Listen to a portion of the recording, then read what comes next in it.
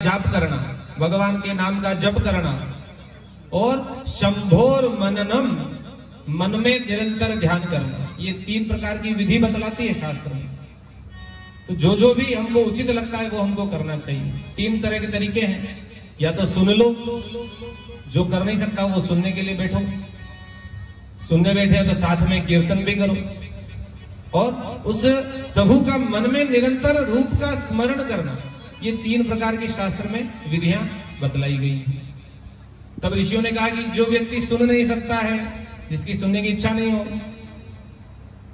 कीर्तन करने की इच्छा नहीं हो, या फिर उसका मन में ध्यान करने की भी इच्छा नहीं, तो उसको क्या करना चाहिए, उसकी मुक्ति कैसे होगी? तो सूजी ने कहा उसका भी उपाय है शास्त्रों में।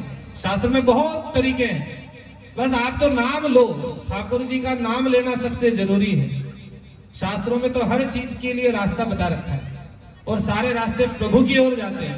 कोई भी ऐसा नहीं कहेगा कि ये उल्टा काम करो तो तुम्हारे को ठाकुर जी मिल जाएंगे, सारे रास्ते भगवान की तरफ ही ले जाएंगे। तो सारे शास्त्रों में धर्म का मार्ग बतलाया गया। तब सूर्य ने कहा कि भगवान शिव के लिंग का, शिवलिंग का पूजन करना या भगवान की मूर्ति का पूजन करना भी उतना ही फलदायी होता है जितना भगवान की कथा सुनना है। इससे भी मुक्ति संभव है, शिव की कृपा मिल जाती है। तब ऋषि ने कहा कि सभी देवताओं की तो मूर्तियां हम देखते हैं, जगह जगह ठाकुर जी विराजमान होते हैं, हनुमान जी विराजमान होते हैं, राम जी हैं, 4 भुजा जी हैं, लक्ष्मी नारायण हैं, राधा कृष्ण भगवान, सबकी मूर्तियां जगत में विद्यमान है। किंतु शिव की मूर्ति भी होती है और शिवलिंग भी होता है। ऐसा क्यों है? बाकी सब देवताओं की जैसे जैसा उनका स्वरूप है वैसे वैसी उनकी मूर्तियां हम सर्वत्र देखते हैं कि शंख चक्र गदा पद्मधारी भगवान नारायण है, धनुषधारी भगवान राम है, वंशीधारी भगवान कृष्ण है। तो सबकी तो मूर्तियां वैसी की वैसी हैं, सब 4 भुजाधारी, 4 भुजानाथ, सबके 2 हाथ 2 पैर, सबके हाथ में आयुध हैं, सबने वस्त्र श्रृंगार धारण किया है, सब अपनी अपनी पत्नियों के साथ, सीता जी के साथ, राधा जी के साथ, ठाकुर जी लक्ष्मी जी के साथ विराजमान रहते हैं। लेकिन शिव जी भी विराजमान रहते हैं, जो कहीं मूर्तियां जहां होती है वहां पर तो पार्वती जी और महादेव जी मूर्ति रूप में विराजमान है, लेकिन साथ साथ शिवलिंग सर्वत्र विद्यमान होते हैं। ऐसा क्यों है? सूर्य ने कहा कि शिव जी जो है वो निराकार भी हैं और साकार भी हैं। शिव जी के 2 रूप हैं। वह साकार रूप में भी भक्तों को दर्शन देते हैं, भक्तों पर कृपा करते हैं, निराकार रूप में भी भगवान भक्तों पर कृपा करते हैं। वह साक्षात ब्रह्म रूप है, समस्त कलाओं से रहित भी हैं और समस्त कलाओं के सहित भी हैं। 16 कलाएं कहते हैं, जैसे श्री कृष्ण सर्वगुण सर्व कला संपन्न हैं, वैसे ही महादेव भी सर्व कलाओं के अधिष्ठाता हैं। तो वह कलाओं के साथ भी रहते हैं, कलाओं से निर्गुण भी रहते हैं। और ये शिवलिंग जो है कहां से प्रकट हुआ, इसकी कथा आगे कहते हैं कि एक समय महाप्रलय जब था, जब इस संसार में सर्वत्र कुछ भी विद्यमान नहीं था, उस समय में ब्रह्मा और विष्णु के बीच में कुछ वाद विवाद हुआ था। वहां पर शिवलिंग उत्पन्न हुआ था। तो ये कैसे हुआ कि उस समय में शेष शैया पर नारायण शयन कर रहे हैं।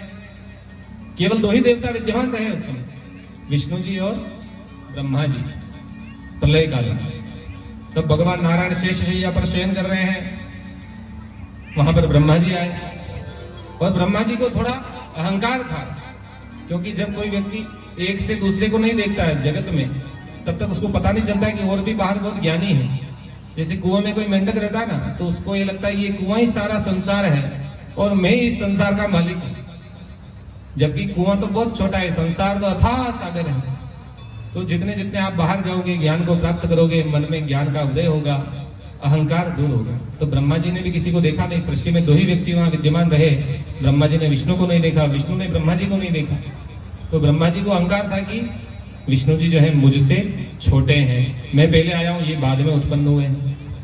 तो उन्होंने कहा जाते ही, उत्तिष्ठ माम पश्य, उठो और मेरा सम्मान करो,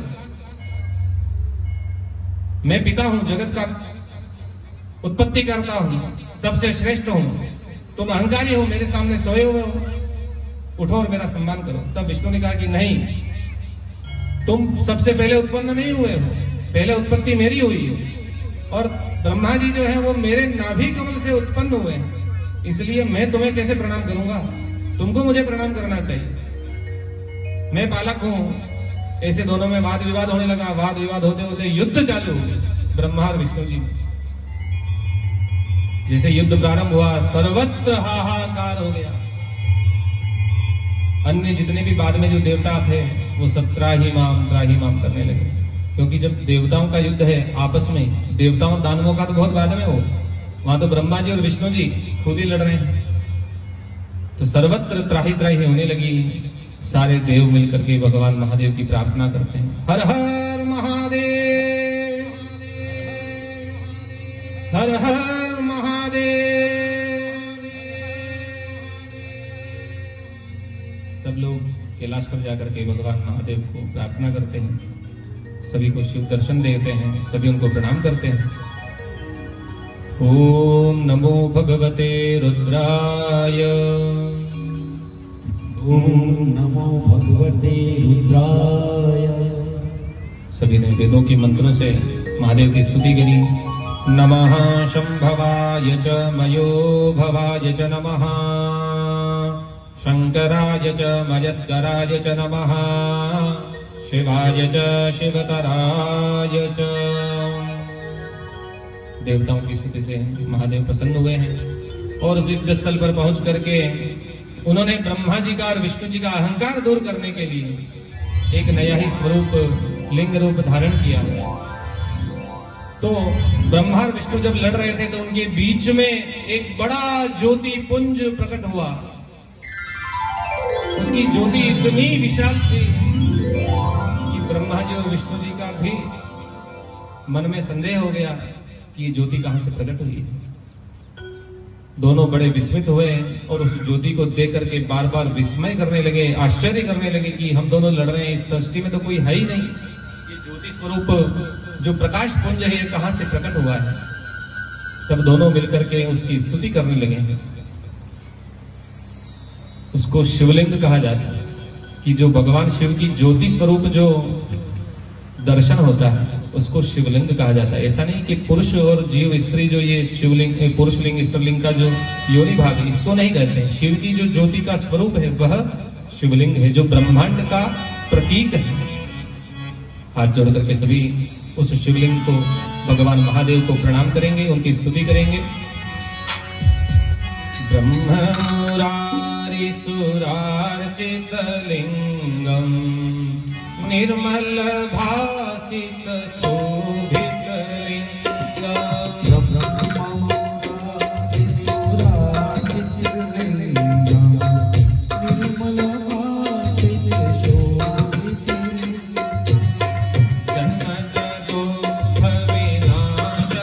लिंगम,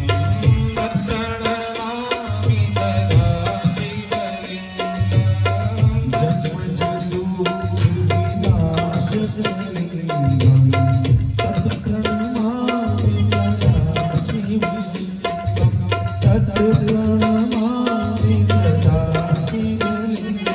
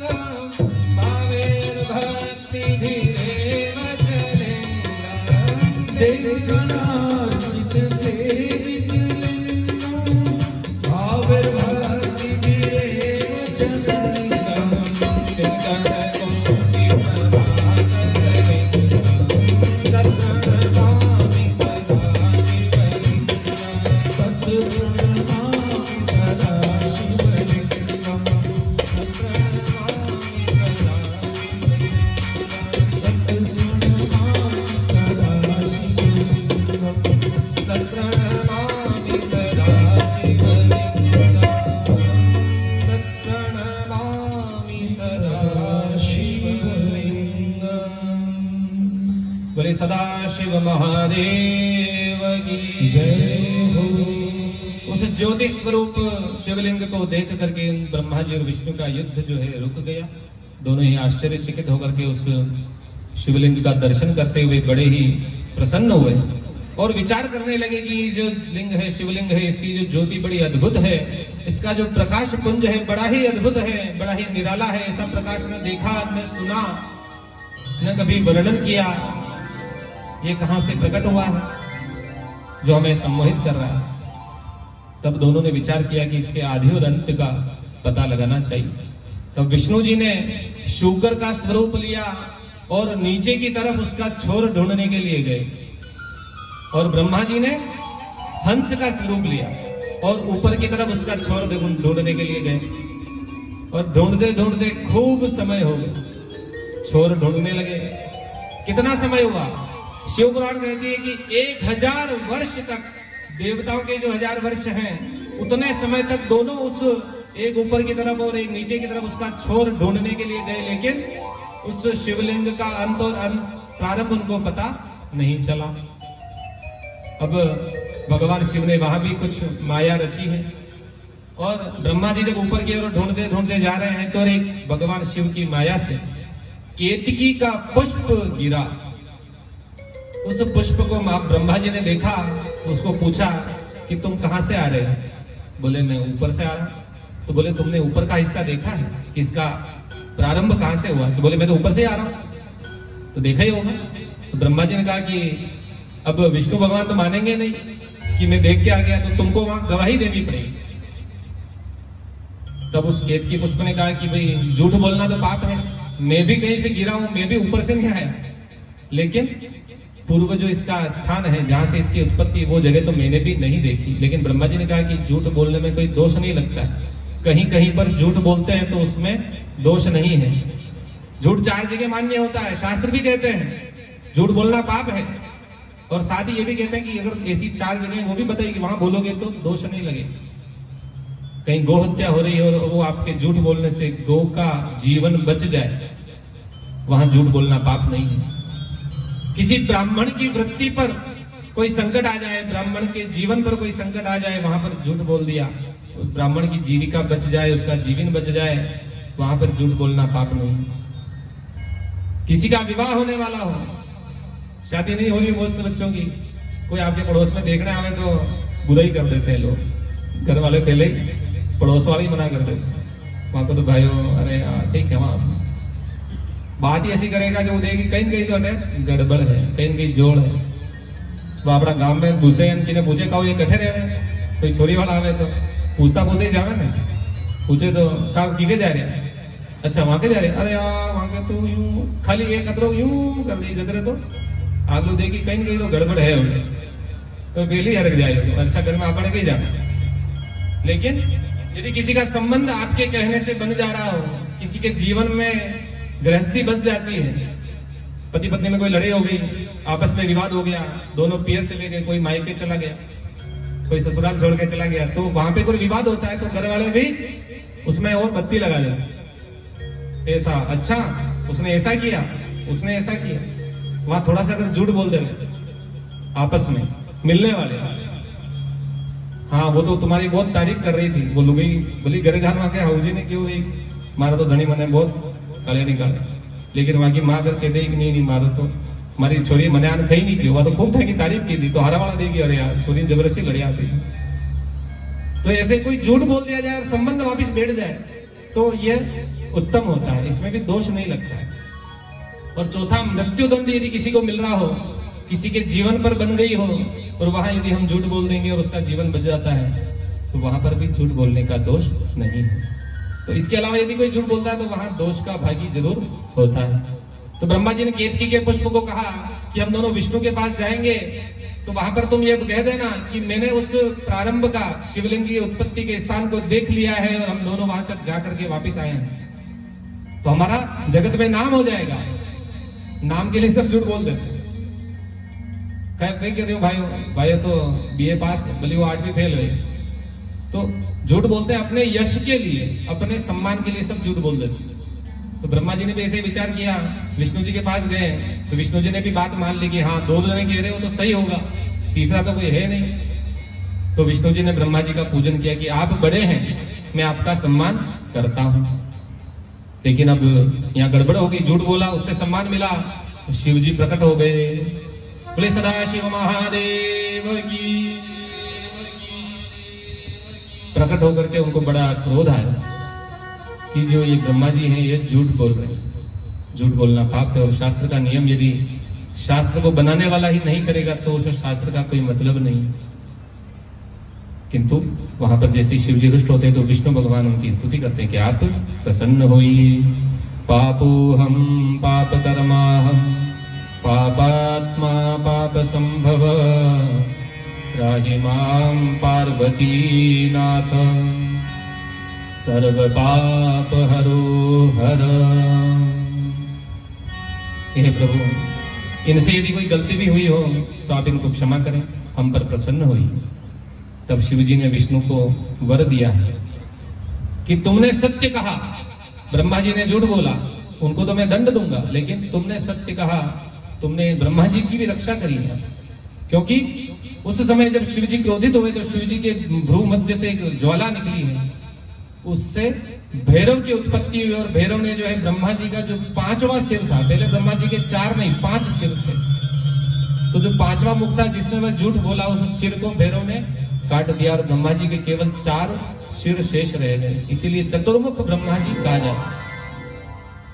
तब विष्णु भगवान ने भगवान को मनाया है महादेव को कि आप इन पर रुष्ट मत होइए, ब्रह्मा जी का वध मत करिए। तब भगवान शिव ने विष्णु को वरदान दिया, इति देवः पुरा प्रीता सत्येन हरिये परम, कि आपने सत्य का आश्रय लेकर के इनकी भी प्राण रक्षा की है तो आप सबके लिए कल्याणकारी होंगे और भविष्य में आप सत्य देव कहलाएंगे। हम भगवान सत्यनारायण का पूजन करते हैं, क्यों करते हैं? ताकि हमको याद रहे कि ये जो धरती है, ये जो संसार है, ये केवल सत्य पर टिका हुआ है। कलयुग में बहुत पाप हो रहे हैं, भार बढ़ रहा है, लेकिन जब तक सत्य है, ईमानदारी है, पुण्य है, धर्म है, यह सृष्टि चलायमान रहेगी। क्योंकि धर्मवेत्ता पुरुषों पर, धर्मवान पर इस सृष्टि का भार रहता है। तो सत्य के मार्ग पर चलने के लिए भगवान प्रेरणा देते हैं कि सत्यम वद धर्मम चर, सत्य बोलिए और धर्म का आचरण करिए। तो भगवान को कहा कि तुम सत्य देव के रूप में विख्यात होगे, सब लोग तुम्हारी पूजा करेंगे, और जो मेरी पूजा करेगा, शिव की पूजा करेगा, तो उसको जो पुण्य मिलेगा वही भगवान विष्णु की पूजा करने वाले को भी प्राप्त होगा।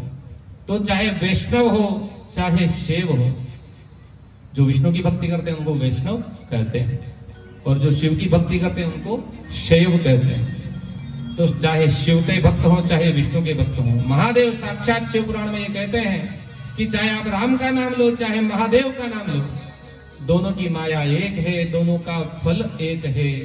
जो विष्णु को भी पूजागा उससे भी मैं प्रसन्न होऊंगा, और जो मेरी भी पूजा करेगा उससे भी मैं प्रसन्न हूँ। बोले सदाशिव महादेव की। विष्णु भगवान को तो वरदान दे दिया और ब्रह्मा जी को दंड दिया है कि आज से संसार में आपकी कोई पूजा नहीं करेगा, आपका कहीं मंदिर नहीं बनेगा, कोई मूर्ति नहीं लगेगी। कई मंदिर आज भविष्य में आप कहीं भी देखते हैं, पूरी धरती पे ब्रह्मा जी खाली पुष्कर में एक मंदिर है जो हमने सुना है, अब नए कुछ बने हो, किंतु प्राचीनतम कोई मंदिर ब्रह्मा जी का कहीं देखने में नहीं आता है, क्योंकि ब्रह्मा जी को महादेव ने श्राप दिया है कि तुम्हारी पूजा धरती पर तो नहीं हो सकती। परंतु बाद में विष्णु भगवान ने कहा कि नहीं, ऐसा आप मत करिए, आप तो सब पर कल्याण की दृष्टि रखते हैं, सबको आशीर्वाद देते हैं, ऐसा दंड आप मत दीजिए, मेरी पूजा होगी साथ में ब्रह्मा जी की भी होनी चाहिए। तब महादेव ने कहा कि सजा भी है, लेकिन इसमें कुछ परिवर्तन संशोधन कर देता हूं कि आज से कोई भी यज्ञ पूजन होगा, हवन होगा, अनुष्ठान होगा, जहां जहां पर अग्नि का पूजन होगा वहां पर उस अग्नि की रक्षा के लिए, उस यज्ञ की रक्षा के लिए ब्रह्मा का पूजन करना जरूरी होगा। इसलिए हम जब भी यज्ञ मंडप बनाते हैं, उसमें हवन करते हैं, घर में कोई हवन करते हैं, तो वहां पर एक वेदी के पास में दक्षिण दिशा की ओर ब्रह्मा जी का आसन लगाया जाता है कि ब्रह्मा जी से यज्ञ को देखते रहें, क्योंकि भगवान ब्रह्मा जी जो है सृष्टि को उत्पन्न करते हैं। तो यज्ञ से सृष्टि प्रारंभ होती है, यज्ञात् भवति पर्जन्य। शास्त्रों में कहा है कि यज्ञ करने से जो हवन में से धुआं निकलता है उससे वाष्प बनती है, उस वाष्प से मेघों का सृजन होता है, बादल बनते हैं। उन बादलों में जो जल है वो पुनः जल जमीन पर वर्षा के रूप में आता है। उस जल से सृष्टि पर पेड़ पौधे उगते हैं और उस पेड़ पौधों के साथ में सृष्टि पर वर्षा होने से अन्न की उत्पत्ति होती है और अन्न जो है जीव की रक्षा करता है। जितने भी मानव, जितने भी जीव इस संसार में हैं वो अन्न पर जीवित हैं। तो यज्ञात् भवति पर्जन्य, पर्जन्यात् मेघ संभव, मेघात् वर्षन्ति वर्षाणि। मेघ से वर्षा होती है, वर्षा से अन्न होता है और अन्न से मानव का जीवन चलता है और वही मानव फिर से यज्ञ करते हैं। तो ये जो सृष्टि में चक्र है वो निरंतर चलता रहता है। इसलिए आज से जो भी यज्ञ करेंगे वह तुम्हारी पूजा करे बिना सफल नहीं होंगे। ये ब्रह्मा जी को पुनः वरदान दिया। और इसके साथ अब तीसरा एक व्यक्ति और बच गया वहां। ब्रह्मा जी को भी श्राप दिया, वरदान दिया, विष्णु जी को वरदान दे दिया। अब केतकी का पुष्प एक और बचा, उसने झूठी गवाही दी। महादेव ने कहा, रे रे केतक दुष्टस्त्वम शठा दूर मिलो ब्रज, कि तुम दुष्ट प्रभाव के हो, दुष्ट स्वभाव के हो, दूर हट जाओ। आज से तुम मेरे समीप नहीं आओगे। इसीलिए आज भी केतकी का पुष्प यानी केवड़ा महादेव को नहीं चढ़ाते। महादेव को यह इसीलिए प्रिय नहीं है। और इसके बाद में पुनः ब्रह्मा जी, विष्णु जी सबने मिलकर के शिव जी को प्रणाम किया है, उनकी स्तुति की है। दिनम में ततः पुण्यम भविष्यति महत्तरम शिवरात्रि ख्याता तिथिरेषा मम प्रिया। और जिस दिन वो शिवलिंग प्रकट हुआ, जिस दिन महादेव प्रकट हुए, वह दिन जो था, महादेव ने कहा कि आज से यह शिवरात्रि कहलाएगी। बोले सदाशिव महादेव की। मार्गशीर्ष महीने में आर्द्रा नक्षत्र के दिन तो शिवलिंग रूप ज्योति प्रकट हुई थी और शिवरात्रि के दिन जो फाल्गुन मास की कृष्ण पक्ष की त्रयोदशी की रात्रि, जब चतुर्दशी का योग होता है, उस दिन शिवरात्रि मनाई जाती है, क्योंकि उस दिन शिव स्वयं प्रकट हुए थे। तो जो व्यक्ति शिवरात्रि के दिन मेरा अर्चन करेगा, महादेव शिव पुराण में कहते हैं, उसको पूरे वर्ष यदि वो पूजा नहीं करे तो भी उस एक दिन की पूजा से पूरे साल के पुण्य की प्राप्ति होगी। और जो भी शिवरात्रि के दिन भगवान का स्मरण करेगा, भगवान का पूजन करेगा, कीर्तन करेगा, मनन करेगा, ध्यान करेगा, किसी भी प्रकार से भगवान की सेवा करेगा, उसे मैं अवश्य दर्शन दूंगा, अवश्य उसकी सब मनोकामनाओं को पूर्ण करूंगा। जिस स्थान पर यह शिवलिंग प्रकट हुआ वह अरुणाचल तीर्थ क्षेत्र कहलाता है और उस तीर्थ को लिंग स्थान नाम से प्रसिद्ध किया जाता है। बोले सदाशिव महादेव की जय। भगवान शिवलिंग प्रकट होने में उसके बाद साकार निराकार ये दो रूपों की व्याख्या शास्त्रों में कही जाती है। और शिव जो साक्षात जहाँ विद्यमान है, जहाँ शिवलिंग विद्यमान है, वहां पर महादेव अवश्य विराजमान होते हैं। इसलिए इस जगत में सर्वत्र शिवलिंग रूप ही महादेव का पूजन होता है और उनकी पूजन करने से सब प्रकार से कल्याण की प्राप्ति होती है। अब शिवलिंग जहाँ रहता है, जहाँ महादेव विराजमान होते हैं, उनके कुछ काम है। क्या करते हैं महादेव जी? विराजमान हो गए, अब करेंगे क्या? तो शिव जहां विराजमान होते हैं 5 काम करते हैं। शिव पुराण कहती है पहला कार्य सृष्टि यानी संसार को चलाना, दूसरा स्थिति संसार को स्थिर रखना, जो भी चीजें चल रही है इधर उधर मैनेजमेंट बहुत ध्यान रखना पड़ता है। भाई आपने पंडाल तो लगा दिया, अब पंडाल की व्यवस्था भी तो आपको ही देखनी पड़ेगी। तो शिव जी का दूसरा कार्य है सृष्टि को बनाना और सृष्टि की व्यवस्था करना। तीसरा है संहार। अब भगवान सृष्टि का संहार ऐसे नहीं त्रिशूल चलाया और किसी की हत्या कर दी, ऐसे नहीं करते। सबसे पहले व्यक्ति के दुर्गुणों का नाश करते हैं। काम, क्रोध, मद, लोभ, ये सारे जितने भी मत्सर हैं, इन सबका वध, इनका संहार महादेव सबसे पहले करते हैं। चौथा कार्य तिरो भव की अपनी शरण में लगाते हैं। और पांचवा है अनुग्रह, यानी जो भी भगवान की भक्ति करेगा उसको आशीर्वाद देना उनका परम कर्तव्य है। जैसे हम बच्चे हैं और हमारा कर्तव्य है कि हम माता पिता की सेवा करें, इसमें कुछ मिलना नहीं मिलना की लाभ नहीं होता है, लोभ से कोई नहीं करता, लेकिन हमारा यह परम कर्तव्य है। और माता पिता का जो उनका भी कर्तव्य है कि बच्चा सेवा करेगा तो इसका पालन पोषण भी हमको करना है। इसी प्रकार से महादेव का भी ये 5 कार्यों में सबसे बड़ा अनुग्रह करना है, भक्तों पर कृपा करना, ये सबसे बड़ा उनका कर्तव्य है। इसलिए जो भी केवल एक नाम भी भगवान का ले लेता है उस पर भगवान शिव अवश्य अनुग्रह करते हैं। और ये 5 तत्व जो पृथ्वी पर विद्यमान है, पृथ्वी जल अग्नि वायु आकाश, ये 5 तत्वों का जो शरीर है, यही महादेव के 5 कार्यों के स्वरूप के प्रतीक हैं। और यही भगवान के 5 मुख कहलाते हैं। उत्तर में भगवान का मुख कहा जाता है, पश्चिम में कहा जाता है, दक्षिण में कहा जाता है, पूर्व में, चारों जो दिशाएं हैं और ऊर्ध्व दिशा, ये 5 ही भगवान के मुख कहे जाते हैं। शिवलिंग जो है निराकार है, लेकिन इसमें दिशाओं की भावना करते हैं, इनमें 5 तत्वों की भावना होती है। और इसी के साथ भगवान ने प्रणव का भी उपदेश भगवान विष्णु को वहां किया है।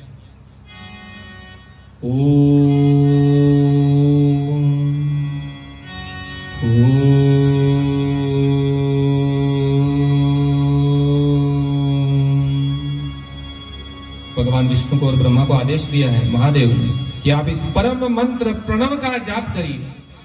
जो प्रणव का जाप करेगा इससे ज्ञान की प्राप्ति होगी। यह समस्त मंत्रों का अधिष्ठात्री है। सभी मंत्रों के आदि और अंत में, मध्य में, अंत में इसे लगा करके मंत्र को पूर्णता प्रदान की जाती है। और इससे आगे ओम नमः शिवाय पंचाक्षर मंत्र का ज्ञान ब्रह्मा विष्णु को दिया है कि यह मंत्र का आप निरंतर जाप करिए।